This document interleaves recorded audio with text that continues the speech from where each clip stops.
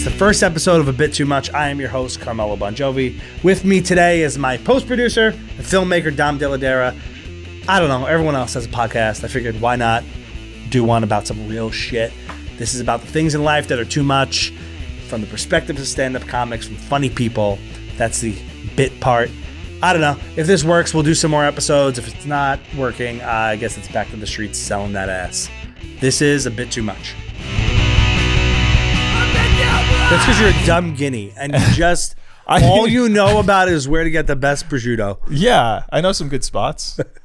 Yeah, this is so weird. Like, you know, I didn't realize how Italian you are when I first met you. Yeah, your name was Italian. Yeah, I had no idea until I started traveling with you. Yeah, and then I was like, oh, this guy is a real. We were in an airport. Italiano. We were in an airport in Portland, and you don't like flying.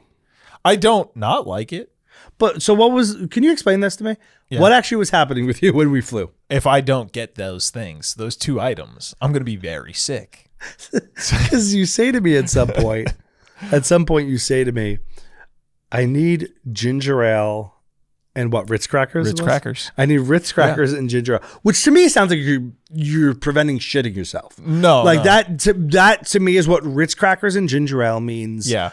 I have a horrible stomach problem. I have ulcerative colitis. For me, if I want Ritz crackers and they're not just out with cheese, if I'm asking specifically for Ritz crackers, I'm looking for something binding. Oh, to plug up the bee-hole. Right. Because if I don't have a super unripe banana and some crackers, maybe they have to take this plane down because you're going to be the guy there's a problem. Yeah. Over the summer, the poo guy. Was there a poo guy over the summer? Yeah, they had to stop the plane and turn back because he blew out the bathroom or something. Oh, he shit in the bathroom or something like that. Where come on, finish the flight. Was it like a flight to Asia? It was. I don't recall the specifics, but it was I think he shat himself and then shat in the bathroom and then it leaked through the floor or something. It was a whole thing. These are we're stopping, we're turning around. Right. So that's what Ritz crackers and ginger ale mean to me. No. But you want it as a comfort? No, it's not a comfort. It's just settle your stomach, you know? Ginger is a big settler of stomachs. Why do you have stomach problems? No, I don't. Okay. So motion sickness on a plane. Please explain this to me. You should get motion sickness. On a plane. On a plane. Just planes. All right, so that makes more sense. Yeah, because that's why I wasn't adding up. You don't have stomach problems. You don't mind flying. I don't mind it. I don't. But you get motion sickness. Yeah, and only in planes. Yeah, so I got to stress that. Put me on a boat, I'm good. Put me on a roller coaster. A boat's so much worse. Yeah, but you got the fresh air. Fresh air is a big part. Oh, you're not getting enough fresh air through that one little fucking. No, it's actually one little. It's dumb hole that feels like an old man breathing on you in a fucking Delta flight. That part is nauseating. Yeah. I hate it. That air is terrible. Yeah. It's full of people flakes. It's recycled air and skin and particles. Skin and shit particles. And yeah. Yeah. So you wanted ginger ale and Ritz crackers. And you had to have them. It was kind of a problem. And I was comparing you to my Aunt Tina. Yeah. Because to me, it's who was a woman from Sicily. Who's the secrets. Yeah. It's but he's got these little remedies for when you have an upset stomach. Yeah. It's you got to have. You have to, my thing growing up was I got fed water with bay leaf, a hot water with bay leaf steeped in it. Then I had to have that and not Ritz crackers, saltines. Like a square saltine. Yeah, those horrible pieces of paper that we call crackers. They're very dry. That's why I prefer a saltine will work, but I prefer Ritz because they're a little more flavorful. A little more salt, a little more butter. I don't know if they're... and I was like, who is this little old Italian lady that I'm traveling with? Yeah, we were traveling to shoot something. And you, but it wasn't oh man, I really wish they had combos.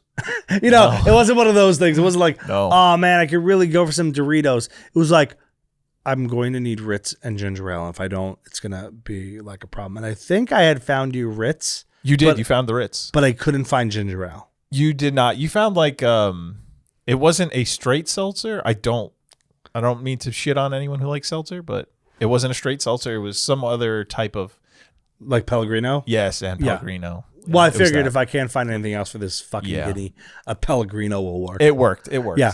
But then on the flight, you were sleeping and got you a ginger ale. You did. You know, I don't know what the fuck, to be honest with you, I don't know what kicked it, like what fatherly instinct kicked in when we were traveling. I was like, I gotta take care of him. My 2-year younger than me son. Right. Well, you know what it is? It's like I am in situations now, it just happened. Okay. Where dad. my daughter is 3. I have a 3-year-old girl who, you know, like all 3-year-olds, sometimes they just throw up. Yeah. Sometimes it's like they ate the wrong thing, they jumped around, and then they just throw up a lot. So I'm so used to, like, if my daughter tells me like I have a stomachache, it means she's gonna fucking heave. Yeah. So like when you did that, I wasn't. It like automatic. You became like not an adult to me. I was like, you were like this little poor fucking thing I had to take care of. On a plane, I am not an adult. Absolutely not. I can't be held accountable. Yeah. So Dom, I feel like I should introduce the show at some point. Like actually introduce what this show is. It's our first episode. Yeah. And I say our because you are the post-production producer. Hello. Looking right into the camera. That's what they always say to do. I'm so glad you're here, Tom. Hi, my name is Dom. By the way, you're like you're a video expert, a filmmaker. You're really like you're a musician. Yes. You're very good with audio, and I feel like you're doing everything wrong. Absolutely. I feel like you have no idea. It's like you go on this side of the camera, and you turn into a complete psychopath. Yeah, I'm on this side of the camera. That's the thing. Oh, so now you have to be a menace? Yeah, because it's finally my turn. Because people are always doing this stuff where they're just like, I'm breathing into the mic. Or like, you know, just things and like you're that. always fixing those audio issues. Yeah. Yeah, but here's the thing. You still have to fix the audio issue. It's going you're back still the to producer. Me. It's going to me. But that's fine. You're just fucking yourself over later. It's okay. But you're taking some liberty with being like, doing all that shit. Yeah. You know, handling the mic. Right. Looking right in the camera.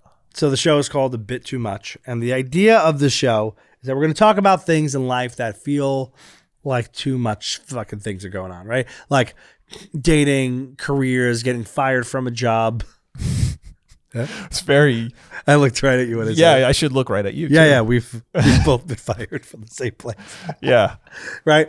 And these things that like in life feel overwhelming, but it's a bit too much with a little semicolon between a bit and too much, because it's also, I'm having on a lot of comics and storytellers on the show to have all these topics sort of go through their lens, because I think that comics specifically have a really interesting point of view on life. And it's, you know, we also live life a little fucked up because like everything that happens to us, we just write a joke about.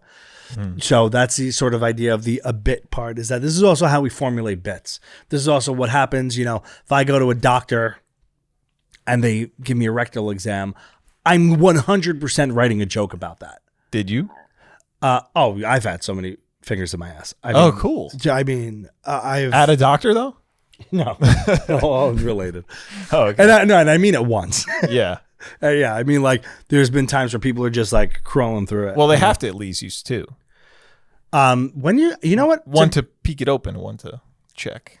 Are you saying sexually or for medical? For medical purposes. You know what? I actually don't know. I have no idea. I don't know. I've had rectal exams and I don't actually know if like what the positioning was, because I had, for example, this is kind of in my, I don't know why I chose this as an explanation as to what we would be talking about week after week. Like, I don't know why me getting fingers in my ass is the thing I chose to talk about, but I could have said like dating. Yeah. But like, for example, you knew me, when this happened, I got really sick about a year and a half ago. I have ulcerative colitis, but I got this like really big flare up. I was in the hospital. And when I went to the hospital, the nurse, she was really young. Okay. And she was like very shy about asking or about telling me that she had to give me a rectal exam. She did it? And I guess, yeah. And I guess it is awkward. Like, I never thought about that because I just think of doctors as like, doctors and nurses, like, this is what they do. Yeah. Like, I guess if you're just starting, the moment of, I could do the rectal exam, but I actually have to tell them I'm giving them a rectal exam. Yeah. I never thought about that as like as like a part of the job. It's one of those things that, like, you know, if you're a janitor at a school, you know you got to mop floors every day, but you don't remember that you also have to clean up vomit, and you also have to talk to kids sometimes who are fucking weird and shitting themselves. Like, there's other parts of the job that you don't really think of the main part of the job. And I think as a nurse, as a new nurse, that's got to be an awkward thing. Like, I'm a young woman telling a older grown man that I have to give him a rectal exam. And I swear to you, she didn't say, I'm going to like insert my finger in your rectum. Like, she didn't say. Is that how they even say it? I would have thought there would be some fucking decorum. The girl goes, I'm going to have to stick my finger in your butt. That's how you say that to a I'm going to have to stick my finger in your butt? That's how you talk to a fucking Tinder date. That's not how you. I would, if that was a doctor, I don't think that would have been the way they said it. Do you think she violated some sort of, what is it, Hippocratic Oath? No, or it's something? not like I was at, maybe. What was it? The Hippocratic Oath. Right? That's violating the Hippocratic Oath. I don't know. I don't think that's what that means. I don't think the way you tell someone you're putting a finger in their ass falls under the Hippocratic Oath. Maybe there's a bylaw in that. About ass stuff. But it was just the stick my finger in your butt felt so informal, and that's what made me uncomfortable. Had she said, I'm going to give you a rectal exam? Because here's the thing, you don't even have to say the insert part. You can just say a rectal exam. I know what that means. Actually, you know what?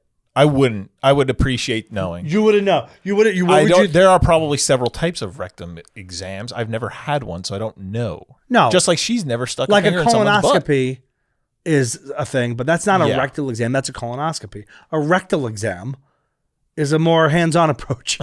And, there's I don't think there's any tools involved. No tools. It's just a person's finger in your butt. And like, I just was so taken back by the like informality of it. I was like, oh, and because now you're putting me in a position where I have to say, okay. To you saying, I got to put a finger in your butt. You know what I mean? Like, you've now put me in a place where I have to go, okay. Because if you just had rectal exam, it's like, oh, of course, absolutely check what's going on. Medical procedure. Yeah. And then all to say is the problems I had were not going to be visible in a rectal exam. So it kind of also felt like, why did that need to happen? Because nothing was found. She was testing her boundaries. It's like, how deep? Now I have to come back and go next time deeper. So yeah, the show's about that.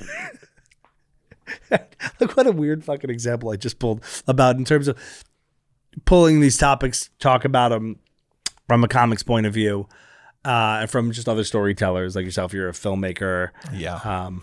You make films. I do. Award-winning, some would say. Well, they would only say that if they've won awards. I have. Okay.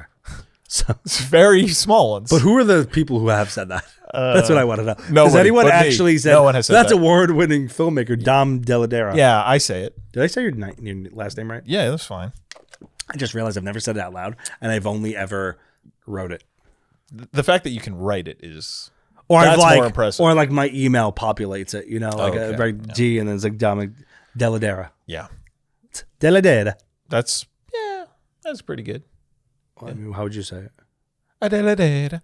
Oh, no, you did. You just threw in the beginning. What was That's not Italian. Because you talk like it is. Well, sure. Yeah. That was more accurate. Yeah. Yeah. That's like you're trying to guess your name. Delledera.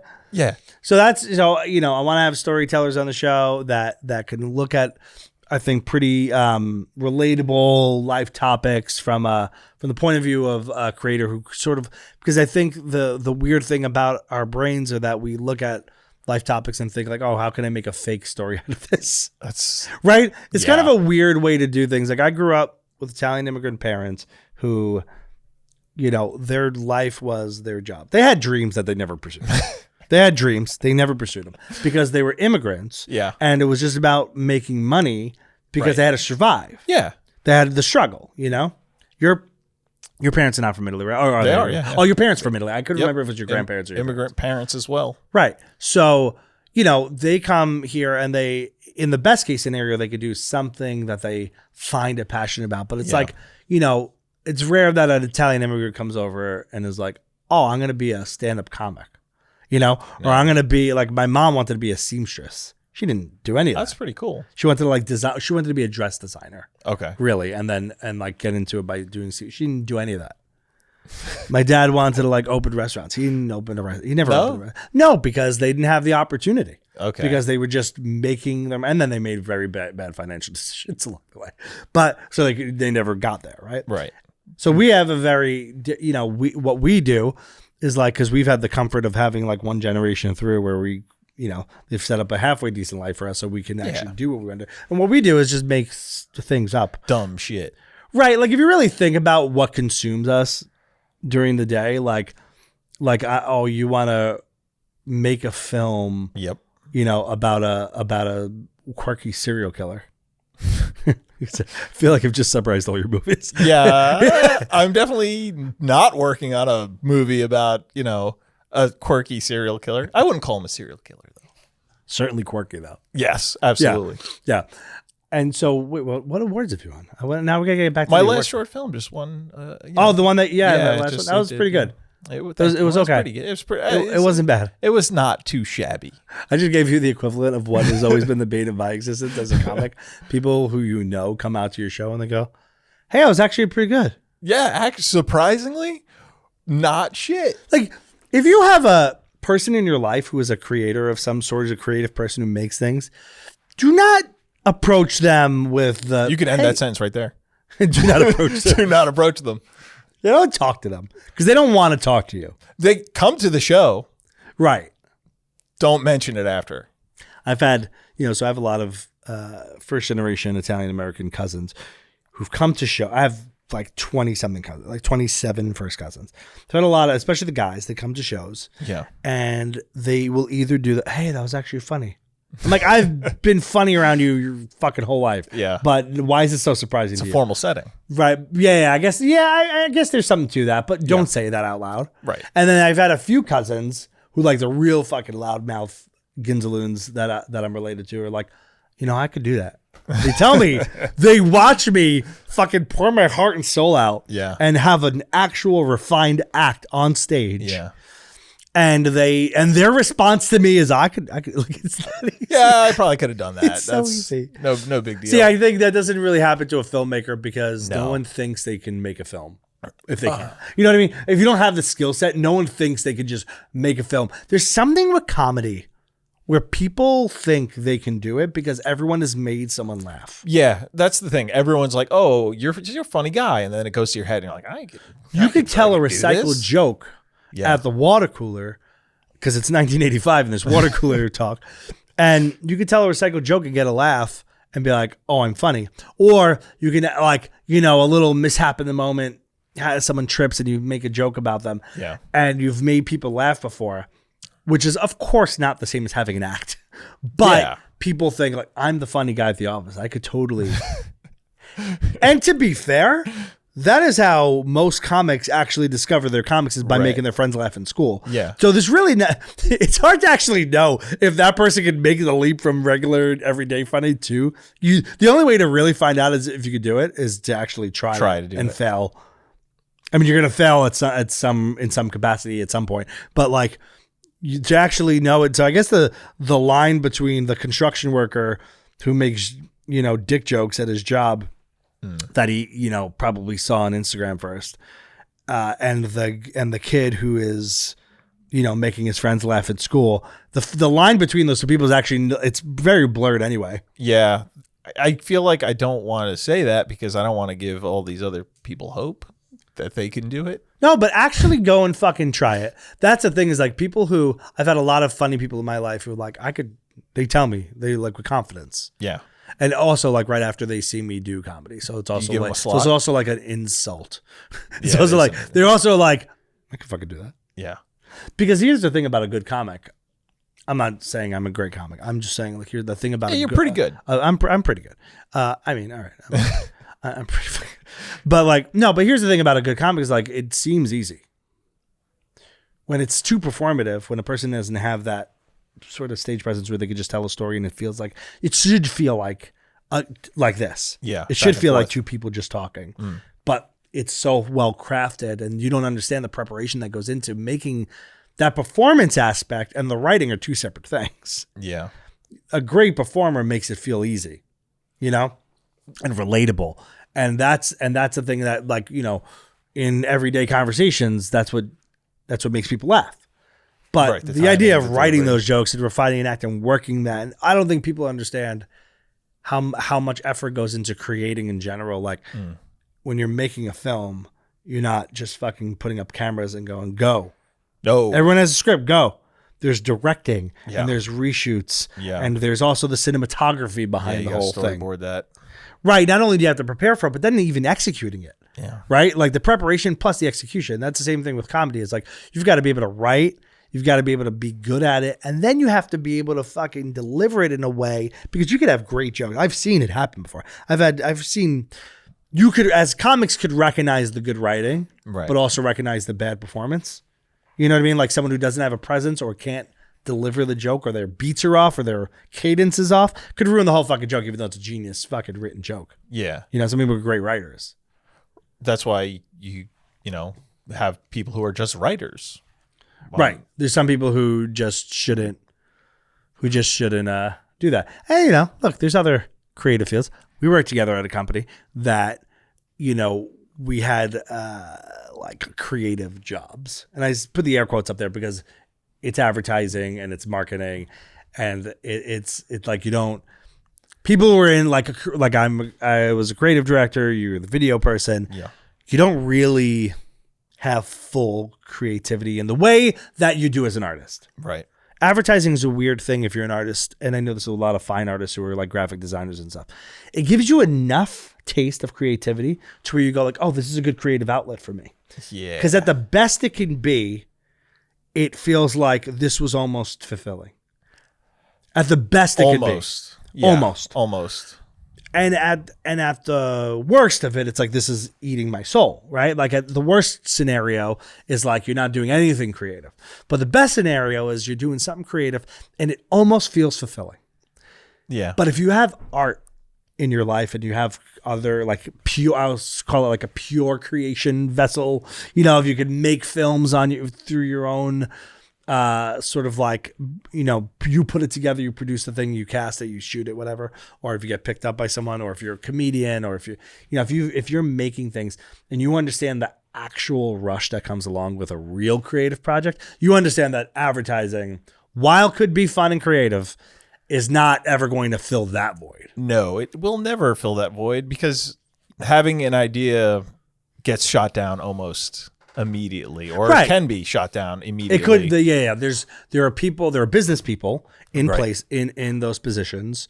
You know, it's very rare that you'd see like a true, purely creative person as the head of a company. No, That's not usually what happens. not that I've seen. And we, at ad agencies I worked for, it's like we can get as excited as we want about as an idea, but we still have to bring it to the client. You got to pitch it, you got to formalize it, you got to make a deck, you got to pitch the thing, and then it either gets accepted or shot down. And if it gets accepted, it's never truly just accepted. It's accepted with Caveats. all these caveats and iterations. And it's not a true, it's not art, is the point. Yeah, I can't tell you how many times that I'm like, oh, this is a fantastic idea, and I'm going to make it. And Yeah. when I make it, I'm like, I love this. No one else is going to No love one else is this. gonna like it. No one else And- is gonna, but I still love it. And the last version of it Yeah. is nowhere near the version of it that you loved. Right. I did a web Because you try to series. approach it with an artist mentality, and you kind of can't. You have to be desensitized to it. And you can't really look at it like, this is going to be my baby. This is going to be my true vision. It's going to get bastardized in some way. Right, when you're doing it for somebody else. Yeah, right. Yeah, I did a web series last year, and the premise is asinine. It is a stupid As there are idea. most things that Yeah. come out of your fucking mouth. Yeah, it was comedians and Oh, what's it called? Yeah, well, yeah. no, No, what's the actual thing called? comedians in cars getting coffee. Yeah, well, we did comrades in coffee getting cars, and it's about two comrades Right. in a giant cup of coffee, and they get toy cars and talk about the toy cars, and there's a whole another layer to They're it. in a cup of coffee. I've seen this before. I'm Yes. going to paint the picture. It's Yeah. two people Yes, myself included. in a cup of coffee Gigantic cup of coffee. talking about little cars. Little toy cars, yes. And I think it took like, It's so good. Dude, I remember one now that I forgot about this series. It was very fucking funny. thank you. It's so stupid. It is absolutely stupid, but I think it was well made, and it took like 6 months from start to finish to make it. And I don't think it really did very well on like the social media landscape that it is today. By I've all had- measures of success, it was a failure. yeah, exactly. But like But you loved it. And it is good. It is, all kidding, you know, I don't like to give you credit. Yeah, you shouldn't. With anything because I don't like you as a person. But like, but you that's a very funny fucking series. Check that. It's out there still, right? It's still out there, yeah. But I mean, like you said, like going back to a job and a 9 to 5, and we've had successful pieces on social media. I'm like, this is garbo. Like, what is this? This is stupid as hell. Like, right. Because you hit a certain algorithm, or you just paid enough money for it. That's the other part of it when you're doing advertising. It's like you also could just pay enough money. Yeah. Not to say that alone will make it a successful piece for a business, but because it has to be like, it has to have something. But yeah, sometimes you're like, this is what got approved. This is what's going out there. Yeah. You know what I mean? Where, you know, that doesn't really work in pure art. It actually has to be fully good. Yeah. With art, it has, you know, you're probably also not talking about like 10 seconds, 20 seconds, 30 seconds, like an ad. When you're talking about a film or a person's act, you could dissect the jokes and the scenes piece by piece, but there's a full body of work there. It has to be good to sustain. You can't sustain if you don't have quality there. Yeah. You know, you can't get by on like, oh, just put enough money behind it and we'll get enough impressions. Like, yeah, you might, but was that, you know, no one's going to fucking buy into it. Like for your series, for example, you did it with probably very little to no budget. Yeah, very little budget. Right. And you just uploaded it. Yeah. I mean, we had a little social media push while it happened. Right. You know, we sent it to one of our friends. Well, not my friend, my co-creator. Yeah. Sent it to someone he knows at Adult Swim, and they sent us a box of donuts, which was really nice on the day of the premiere. That was super cool. That's nice. Tim Hortons were like, what the hell? Where'd this come from? Now, did Adult Swim send you a box of donuts? Or No. The person you know. The person we know. Yeah. The person we know. Just clarify. Let's clarify that. Like Adult Swim was interested. No, and they were like, well, happy opening to you guys. Yeah, no. It was your friend. Right. Was like, well, you know what? They'll never buy it, but here's some donuts. Yep, that's what happened. It was nice of her to even put it out there to them. Yeah. Whoever she sent it to. Or whatever. In comedy, the equivalent is drink tickets. We're not going to pay you for this. We're not going to pay you for this gig. Come out here and do 20 minutes. No money, but you can have 2 drinks while you're here. Yeah. I mean, we make a great, you know, vodka and soda. Yeah. We make a great pour something in a cup. Not really a cocktail. The equivalent, one of my friends is a pro wrestler, hot dog and a handshake. You get a hot dog and good job. Hot dog and a handshake. That, I feel like that means something else. And there's a whole other side to you, which I feel no, we don't have all to right, get so there's 2 levels to this I want to this just attack. multi-level. Well, there's 2 levels I want to hit on real quick. One, I'm not sure. You produce and edit the show. Yeah. You may be the co-host. Perhaps. We don't know not because I want you to be. Yeah, I want to be. But this studio is very far. It took me 3.5 hours to get here today. Dude, that's insane. It took me an hour and a half. It took me significant time, but not that much time. The crazy part was as soon as like, you know how the iPhone, when you get directions or whatever, she's like, welcome to this state. It was like, welcome to New Jersey. And I got into New Jersey where we are. Yeah. And it was like, I look at the thing and it's like, 28 minutes to get to this location. The 3 hours prior to that was me just leaving New York. From Long Island to Jersey Shore, essentially, is where we are.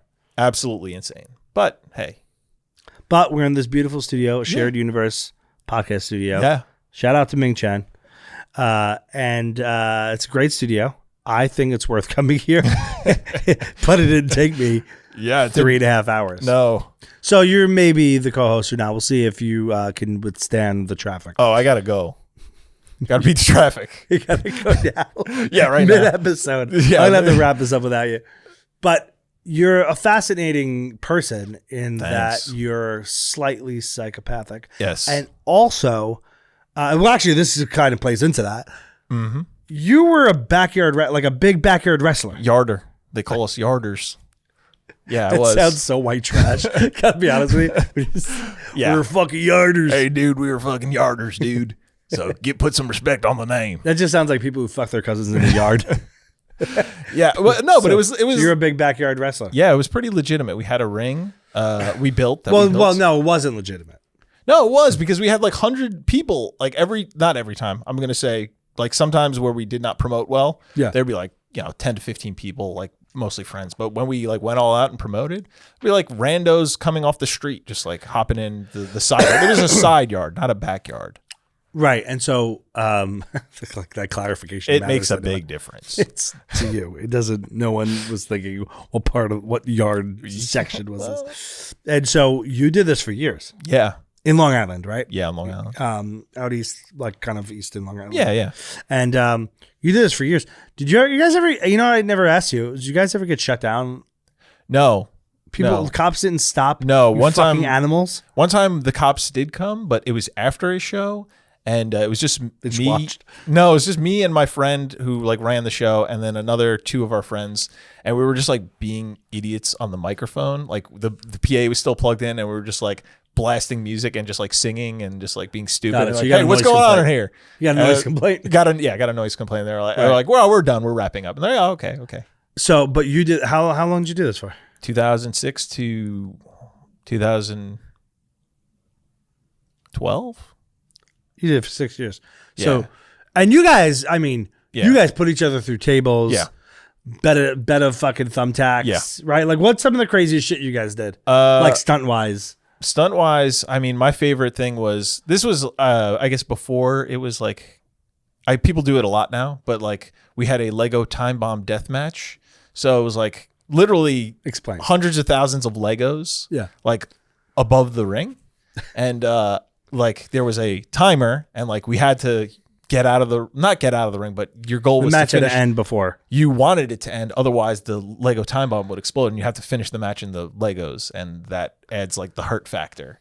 And, so we did that and it went, the time bomb exploded. It actually worked out pretty well. The like Legos poured down. How'd you set that up? It's like a garbage bag and a pull string. And like, but like we got so many Legos and it filled the ring and then we continued the match in the Legos and like that was fun. Right. Just a weird idea. That shit hurts though. Yeah, it does. Yeah. Like legitimately. Yeah. When you see fucking mankind get power bombed into thumbtacks. Oh yeah. And you know, like you're landing on Lego pieces. Let me tell you something, man. I fucking stepped on a Lego. I stepped on one of my daughter's Legos and I could have cried.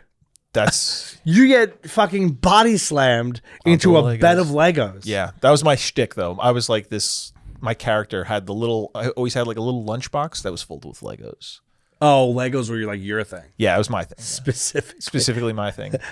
That's your version of like the thumbtacks? Well, I use thumbtacks as well a lot. Right. But like my character was like a deranged animal man, and like for whatever reason he got a gift of Legos and he kept it in a lunchbox and like he never talked. He just like would do his like thing. Yeah.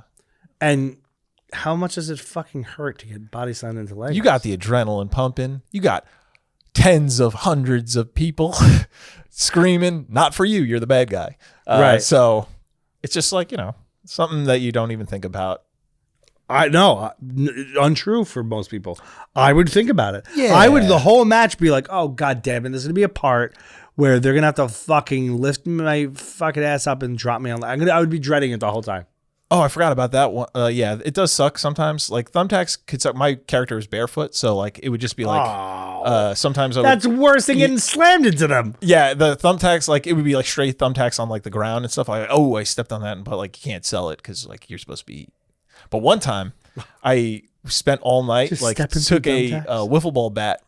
It was like a black wiffle ball bat, so it looked like a bat if you were just looking at it. Okay. And I liquid nailed thumbtacks in like perfect rows all across it. Okay. And we were just slapping the hell out of each other, and just you would end up with like a perfect row of just like pinholes in you.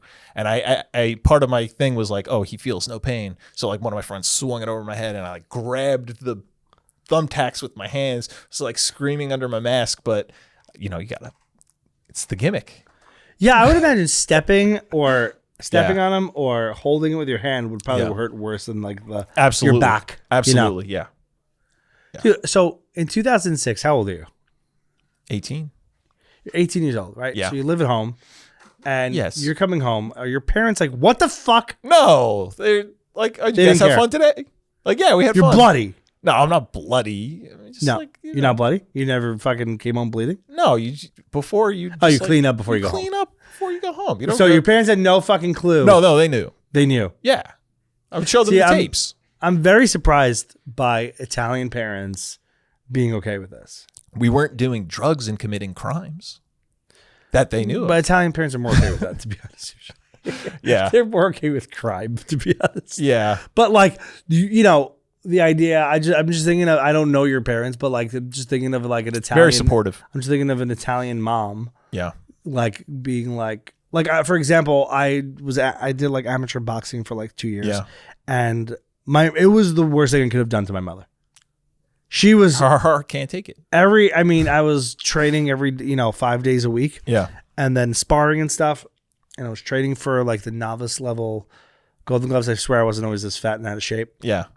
And it was like she couldn't handle it coming home with all scuffed up, and a lot of times it was just like rubber, kind of like the burns of the glove if it wasn't properly Vaseline and stuff. Yeah. It wasn't like true black eyes, but sometimes black eyes and stuff like that too.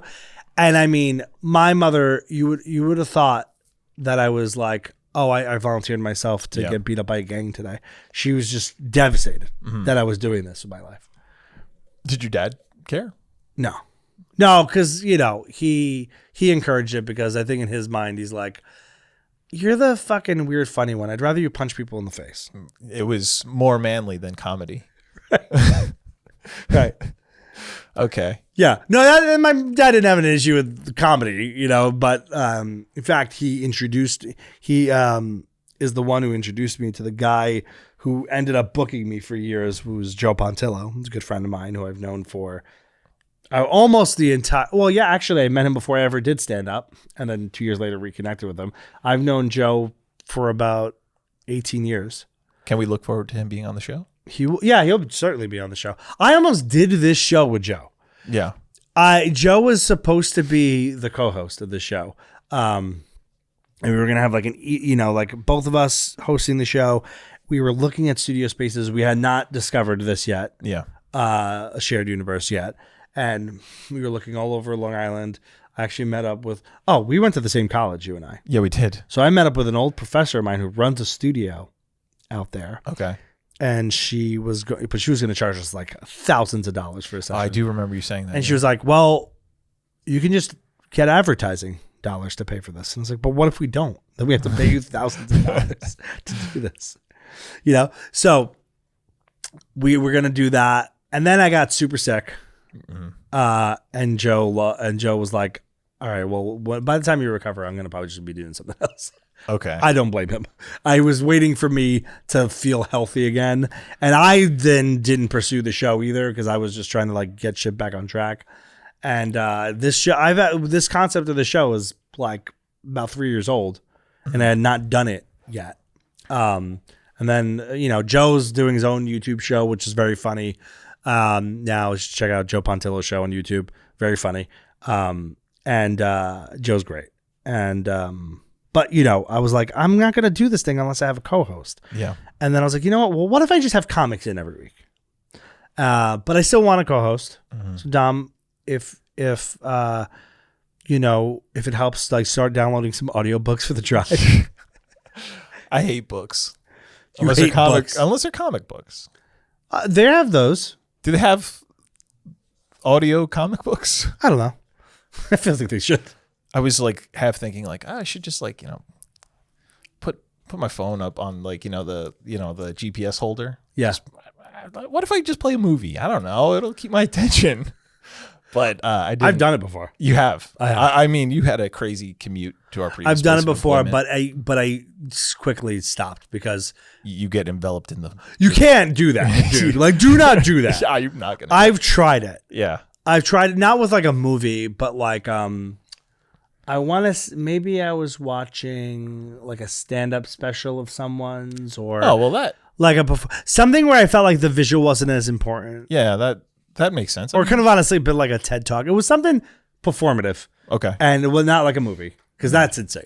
You can't watch Godfather on the way here. Although you could watch all of Godfather. In I the time could it took have. you. I could have watched all of You Godfather. could have watched maybe 1.5 Godfather films. Well, no. on your way here. Yeah, 3 hours is like the first movie, right? But yeah, I've done like and I'm like I can't do this. Right. So I'm a big audiobook person. Okay.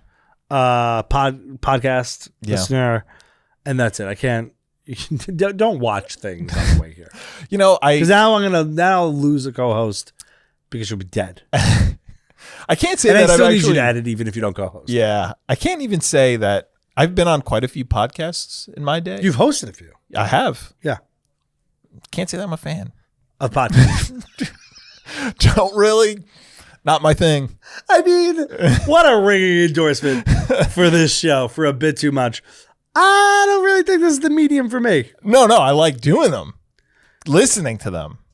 You don't listen to them, but you like doing them. Yeah. Yeah, but doesn't that kind of mean you don't like them? No, I just like hanging out with my friends. Right. So you don't mind doing this because you get to like laugh a little and Yeah, fuck around. absolutely. But you don't actually care about it. Well, I do, because then I like to edit them. And then Right. like I hear it over again, and like I take little snippets of like, things that were edited out, and then I save them in a folder labeled blackmail folder. All right. And then, this is actually true. This is true stuff. I do that. It's fun. I should have known from working with you at that company. Yeah. Because I know you. Yeah. I should have known that inviting you into this Right. as an essential part of the show It's a recipe for disaster. was a horrible fucking idea. I mean, you're fucking twisted. Yeah. And you have that right there, and the fact that I know you're fucking serious. You're not even it's kidding. absolutely true. Like, I know for a fact. Some of it's harmless. Right. But on one of my last podcasts, the host would often like do like a noise, and it would be like he would do like an exasperated or like and like I saved all those little things that I plucked out, and then I labeled them. His name is Ed, and I would label him Ed Jackson 1, Ed Jackson 2, because it was like a Michael Jackson, and I just lined them all. Jackson. Yeah, his last name is not Jackson, like Michael Jackson. Right. Michael Jackson would do those Right. and like I just lined them all up and just like sent it to him one day, and just all the O's and he-he's and all that. Yeah, That's good. Yeah. I'm glad you find some time. I think we need to get you a full-time job again is what I'm here. Well, if you're hiring, I'm here. Well, I'm not. I'm not hiring. Yeah, This is as much as I could hire you. I appreciate it. And I think so. I hope you guys like the show. I hope you I like the show. are a part of the show. No, you don't like podcasts, But I like the show. You like this show Yeah. because you're a part of it. Yes. And if you were not, would you Wouldn't ever? care. If I was like, Tom, I got a new podcast. I would listen to it as a friendly favor. favor. Well, I guess I watch your films as a favor. Yeah, it's a friendly favor. Yeah. But I enjoy them. Yeah. But I don't, I'm also. That's the thing. I probably would enjoy the podcast. I listened to the previous, the future episodes. I've listened to them. I went into the future. We record out of order. It doesn't have to be some giant no, secret. it's this giant secret. Some have been I recorded listened to the already. future episodes because I have that gift. I actually Suddenly, enjoyed it. Before when I was like, I mentioned Joe Ponto, and you're like, will he be on a future episode? And I tried to play it up. I'm like, you fucking asshole. Will he be on a future episode? But will It sounded he? like Barney when he said it. Yeah. Yes, he will be on a future episode okay. because it's been recorded already. Oh, okay. Who cares? Does anyone care about that? I don't like to break the illusion. It's part of the gimmick. But you did. You the I one who didn't. did. No, you did. Just now you said, "Oh, I listened back." I listened to a future episode in the future. It's part of my gift. Oh, okay, got Yeah. it. So it fits your fucking face and beard. Yeah. You used to not have that beard. I'll shave it off right now. If you give me a buzzer, I will do it if it makes you No, uncomfortable. you look better with it. Oh, really? Yeah, you do. Oh, thanks. You do. It's gonna less be of your gone. face. Yeah. I think you look more menacing with it. Yeah? Yeah, like a little Unabomber-ish. Like I think you look a little domestic terrorist-ish. Cool. All right. But also, it's kind of like a good creative vibe look for Yeah. you, right? Like I feel like you're just like in a coffee shop writing something. Always in the coffee shop drinking a cappuccino. Right before you killed all those people on Gilgo Beach. Yeah. That was me. You know the Gilgo Beach killer. I don't know him. I don't. What is his Rex? Rex is the current. The guy they arrested. They arrested Rex. But why don't you sound convinced? Everyone is like they got the killer. They didn't get him. Can I say this on live television? Right. Well, that's part of your problem. You have no idea where the show is going. That's part of the problem with you being a part of this. You have zero idea about what we're doing. I don't know where they go. What we're saying, and then we'll figure it out. Okay. Well, one of my friends, he dated. You edit, so you can edit this out. He dated this girl, and her father lived at Ocean Beach. Yeah. Where I guess a lot of the murders were, the bodies were found or whatever. Right. And he was a suspect for a long, long time. They, in fact, even made movies about him. I think the last one was Lost Girls, and about like as if he was the killer. He was the killer, and he was he was our friend's father, and now, and I think he did it.